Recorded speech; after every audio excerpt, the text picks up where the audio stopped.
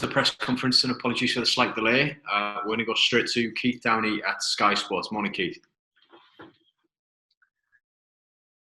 Morning, Lee. Morning, Steve. You okay? I'm okay, Keith. You? Yeah, not bad. Thank you very much. I guess you're okay to trade in that today. It looks pretty wild out there. I think it's fair to say we'll be indoors. It is pretty wild. We'll see what the next hour brings, but at the moment, it's not looking very good. How are you guys looking going into this match, injury-wise and COVID-19-wise as well? Well, we've got a couple of knocks in terms of Jamal Lewis. Unfortunately, took a knock to his knee, so he'll not make it. Ryan Fraser is edging towards it, but he'll not make the weekend. And as far as the COVID does, we've had good news upon Jamal Lascelles. This captain has been given the go-ahead. He's trained the best part of all week now. So Alan is now back in the country. St. Maximum was back in the country, and we're waiting, obviously, for the doctors to give us the go-ahead with Alan. And so we're edging towards it, but certainly Alan and Jamal in particular have been the ones who've probably suffered more than anybody. But we hope that will be governed by the doctors to give us the official green light. We have with Jamal, so hopefully now with Alan also. Are you confident now with Jamal that that's the symptoms of the longer term thing over, the fatigue gone, and he's going to be back to normal? Yeah, well, the big thing is now is just Jamal himself, how he feels. He's been given the go-ahead by the doctors and the specialists to resume what he was doing before. So in that respect, he's now clear. It's just how he feels. He's been out a long time. Alan's something like 6 weeks as well, So, and unfortunately, not being able to do anything at all. So that's another challenge to get him up and running again. But hopefully, there's a bit of light at the end of the tunnel. Is it fair to suggest then, Steve, just looking at all your players who have had it, that Alan's been the worst affected then? Yeah, it's fair to say that. Yeah, Alan and Jamal certainly have been the two. And as like everybody else, Keith, look, I'm no doctor, but there's so many symptoms. There's so many afterwards, even when it's left you.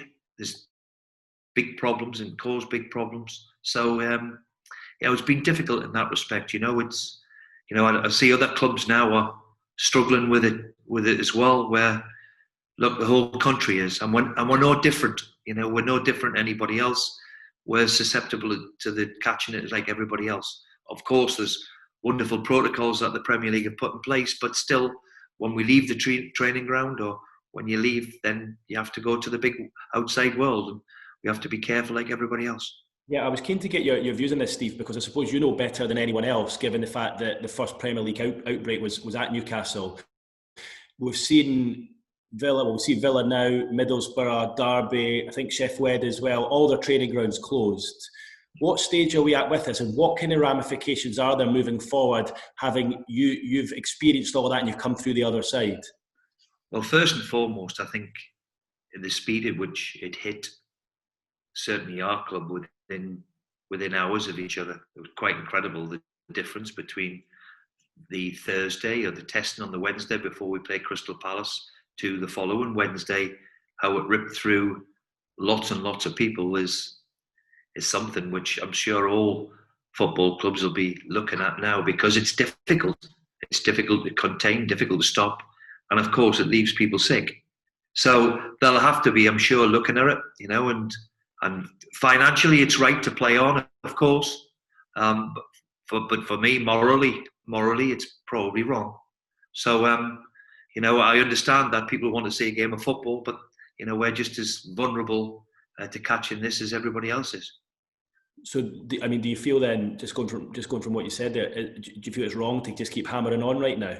No, look, how lucky we are. I've said it before, how lucky are we? But when you have seen it at close range and how it affects people, then I'm sure people listening to my interview now, or you guys in the press, certainly will have had people now who, who's got it, who's had it, and who's suffered from it. The vast majority, let's be fair, it goes over the top of the young players. But we have had 2 players very, very sick who we have to take very seriously. And we have had 1 or 2 members of staff, one in particular who was nearly hospitalised. So, it's not been easy. So, yes, we'll keep going along. But as I said, financially it's right, but maybe morally it's wrong. Did you hear what Sean Dyche had to say yesterday regarding the vaccine? Well, I think he spoke very, very well, and we're all entitled to opinion. My opinion is that we have to look after, and I think Sean did say that fair.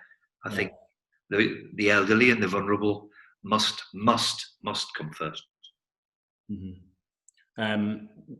In terms of the rest of what he said, to try and keep football going, and then reuse that money back into society, back into the NHS. Is that something that you think would work? Well, for me, look, all of us are suffering, and as I said, probably we are the lucky ones that we're providing an entertainment that people can tune into and watch. There'll come a stage, though, like everything, that we have to make a decision. Mm-hmm. We hope that in the next 2-3 weeks, that we don't see these outbreaks, which is affecting every part of this country and football clubs in particular. Because let's be fair, when you're going into football, we're socialising.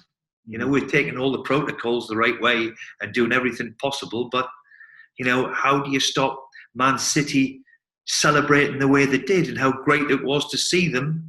If you stop that, you're stopping the whole enjoyment of sport. They were all in together in a huddle or whatever you were, sweating, exhaling badly. That's part and parcel of watching it, and that's the difficult side of it. Yeah, that's today's health briefing over. Just two more from me, if you don't mind. Thank the Lord. Just two more quickly on the football. You probably don't want to answer them anyway. Transfer window. Anything in the offing, or are you still far away? No, we've got one or two things which might materialise. But I think after judging with people who I've been speaking to, I can't see.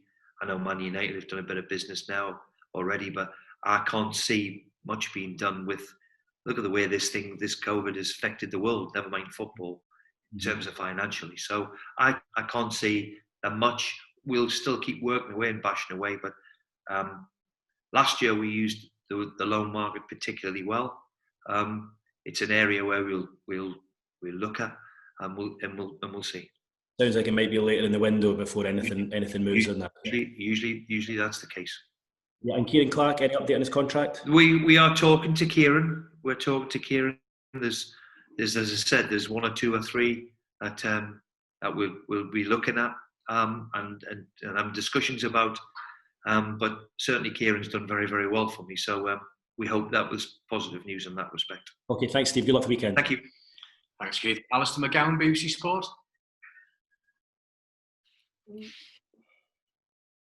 Hello, can you hear me, Steve? Yeah, I can hear you now. Yeah, sorry. I just wanted to, obviously, with Villa's situation today, they're going ahead, having had their training ground closed down. Do you have some sympathy with the clubs that are going through this now? Well, we analysed ourselves as a club because we had the first outbreak and thought, what we're doing wrong? Have we done anything wrong? Look, the protocols have been in place since we came back, which was last March or whatever it was. The protocols have been in place. So in that respect, the Premier League has done very, very well. But what we didn't envisage, and all of us didn't envisage, was this new wave to be as powerful as it is. So yes, I can feel sorry for any football club to go with it, because at the end of the day, look, when you come into work and you're playing football and you're mixing, and at the end of the day, we're socialising it. We've got all the protocols in place, but obviously this new strain of it, or this of the bug, is obviously it's wiping everybody out. And footballers are no different to football clubs, And the restrictions are in place, of course, when we try our best, but it's very, very difficult as people are finding. And obviously, you were praised for your protocols, and you mentioned then that the Premier League has been very strict on that, and obviously these things can't be helped. But just changing tack slightly, I don't know if you've seen a story this week in women's football where a couple of games have had to be postponed because of trips that the players made to Dubai. just wondered what you thought about that when it was basically, although and not illegal, it was against government advice. Well, look, you can be caught in it. You can be caught when it's legally right to go. And Dubai was open for a while, and the country was open 2 weeks ago. So I can never talk about individuals. All I can say is how difficult it is, to manage the whole situation. And I just said there in the last interview I did, how great it was, not for me personally, because of the red side of Manchester, but great it was to see Man City celebrate the way they did. And, of a sheer delight to get to a final again. So if you stop that, then, and there's probably new protocols that you've just got to give everybody a fist pump or whatever it is. I don't think that's going to stop. And I think that's why people still watch football, because of that little bit of enjoyment. So it is a very difficult situation to manage. I think the Premier League have managed it extremely well, but we're now coming to, look, 2-3 weeks ago, we didn't think we would be like we are today, having record numbers and record deaths, and we're carrying on. So there'll come a time when I'm sure the big question will be asked. Just last one from me about the game this weekend. Do you see this as a bit of I don't know, a free hit almost in terms of in the cup? And are you gonna change your team, or obviously you want to win the game, but do you see this as something? Some players who need to play, but I think I've said it from day one. I walked through the door here where I'm disappointed that we've got the 2 quarterfinals and didn't get past them. So I've treated the cup as seriously as I possibly could, because look, we blew a wonderful opportunity a month ago to get to a semi-final, and that will not change. So yes, there'll be a few changes tomorrow. Yeah, like Dubravka needs a game, and is back ready and needs that game probably. So I'll use that match. But now we could have done with an easier tie to get through the next one. But we'll treat it with the respect, obviously, that Arsenal deserve. Okay, thanks, Steve. Good luck. Cheers. Thanks, Alistair. Dawn Thewlis, BBC Look North. Hi, Steve. I don't think you can hear me, but I know you can see me. I don't think you can see me. It doesn't, probably just good as well, to be honest, where I look today. Just a couple of things. Obviously, Jamal back training, Alan hopefully back soon. How much would you say you've missed those two? Well, of course, you're going to miss your captain, and you're going to miss the player which can do something different and win us a match at the top end of the pitch. We certainly missed them, in terms of being available. The big thing now, of course, is Jamal has trained all week and the doctors have given the go-ahead and he feels okay. Alan is just back into the country, and we've still got to go through the protocols of doctors giving him the go-ahead. So we hope it's not too far. The problem is, Dawn, that he hasn't done anything for the best part of 6-7 weeks, nothing at all, which, is for a footballer to be idle that long, that'll cause problems in the long term too. But we've all missed him. The answer to your question is yes, of course. So we welcome them back when they can come back into the squad. Yeah, you can't just throw them straight back in, can you? But would you say that their absence has had an effect on your actual results? We'll never be able to know that. One thing I've learned is certainly you have to deal with injuries and how your workload, and the one thing we've never been able to have to deal with is we're dealing with now with this, with COVID. It's shocking to think how it can leave people with problems. Certainly 2 members of staff were really, really poorly with it, and still suffering to this day. So, it's real. And when it's around you, it's been very, very difficult to manage. And first and foremost, their well-being as humans, let alone footballers, is more important. So we hope that they're all okay. We hope that Alan and Jamal, certainly Jamal, has done everything possible. He's trained all week and putting himself in contention for tomorrow. Alan, there's still a long process ahead. And just finally from me, you mentioned before that a few teams are having to field weakened sides because of COVID this weekend.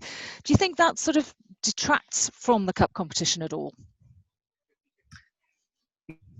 Yes. Yeah, I think obviously detracts that clubs are forced to play in it. We understand the restrictions. We understand that we're playing another 7 games in January after just playing 7 games in December. The games there's not. It's been squashed the season, and obviously there's no room for anything else. So look, to play weekend teams and playing your youth team is that the way around it? Not for me personally, because they're not doing anything wrong. We looked at everything, we scrutinised everything, why we were the first. Now, when you look at it, tell me a football club that hasn't suffered from it, because at the end of the day, we are socialising. We are together. Training every day, and as I've just said before, when Man City scored the other day, how do you stop that? All celebrating together, all hugging each other, breathing heavily each other. Even though all the protocols we've put in place by the Premier League have been fantastic, this disease is we're not immune to it because we're footballers. So do you think those games perhaps should have been postponed rather than played with the youngsters? Me personally, yes. Yeah, I think it devalues the FA Cup. Thank you very much, and very good luck in London. Thanks, Sean. Simon O'Rourke, Tyne-Tees. Hello, Steve. I've just got one. You've always been very consistent about your attitude towards the Cups. But given the schedule you've had and given the schedule you've got coming up, including a very important midweek game, which is the same as many teams' schedules, do you think it's even possible for teams to prioritise the FA Cup this season, this of all seasons? Well, I think. Look, we've got a squad of 25 players, and we've got 1 or 2 injuries, and 2, I believe, still suffering from COVID. 1 in particular. So we've got enough bodies, and there's a lot of them need some football as well. So yeah, I'll make changes, but I'm still not going to disrespect the cup or whatever. And I think, look, you have to try and manage. Always difficult to manage the workload, let alone when you have problems with sickness and pandemics. We've got to just be sensible and approach it. That we pick a strong enough team, but certainly people who've been on the fringes of the first team lately will all play. Okay, thank you. Thank you. Thank you, broadcasters. If you can leave the call now, please. Written guys will be with you in just a moment. If you can use the raised hand function now, we'll come straight to you. Thank you.